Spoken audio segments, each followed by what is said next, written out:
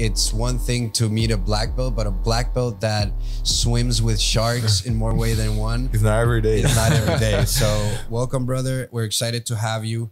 We're gonna dive right into this. I was seeing a video where the BBC called you the man who swims towards sharks. And I wanted to ask you, how did you become that man? Well, first of all, thanks for having me. It's an honor for me to be here and talking to you. I think I decided I wanted to start working with sharks when I was 5 years old. You know, I was born and raised in London, so there's not really too many sharks around there. But I'm also half Greek, so I'd go to Greece every summer and spend a lot of time in the ocean there. And that's probably where my love for the ocean started.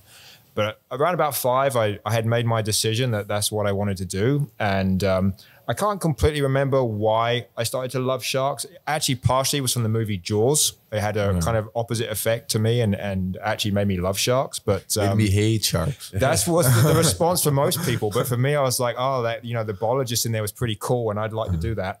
And it grew from there. And so that kind of set me on my career path to where I am today. And so my entire focus from then onwards was to work with sharks. What does it mean to work with sharks? Because you say it like work with Andrés on the mat. Well, I think, you know, my definition of that has changed a bit. I mean, I now consider myself a marine ecologist. I don't only study sharks. I study other marine animals as well. Sharks are my specialty, but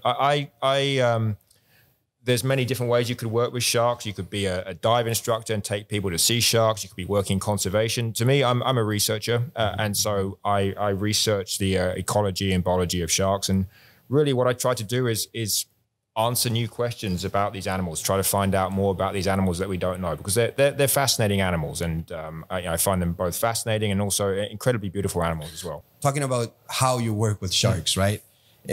Such a statement, no? But what you do is you work with electronic tags. Am I correct? You've tagged over 1,000 sharks, and you have published over 60 scientific papers. I'm now over 90 scientific papers. Wow. Yeah. So this is outdated. Sorry, guys. 90.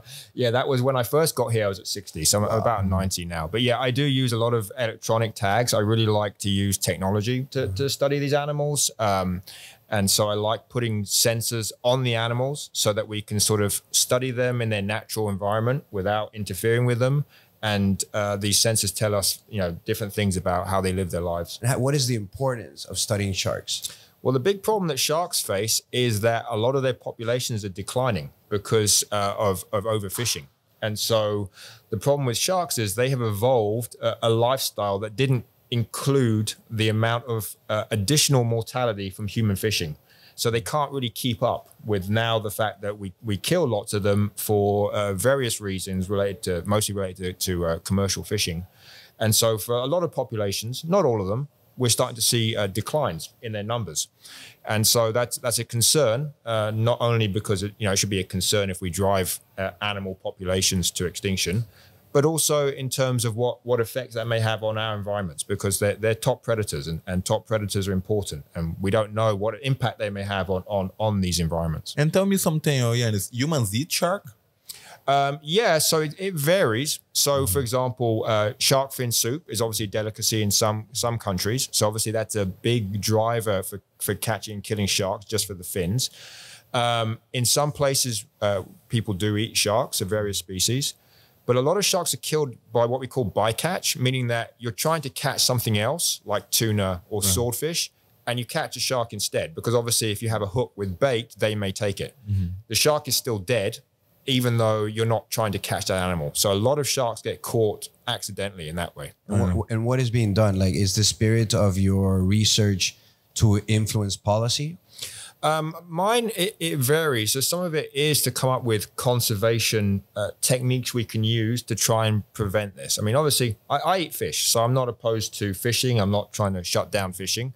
What we want is fishing to be sustainable, meaning that your fish populations aren't going to crash. You can still fish, but stop them from crashing. Now, for a lot of shark populations, I think that's impossible, like great whites. Great whites could not sustain any fishing pressure. They just couldn't. So in that case, you just can't have any fishing for great whites. But in other cases, maybe you can, and you just have to try and regulate it so that we don't fish too much. And Yannis, I have a question.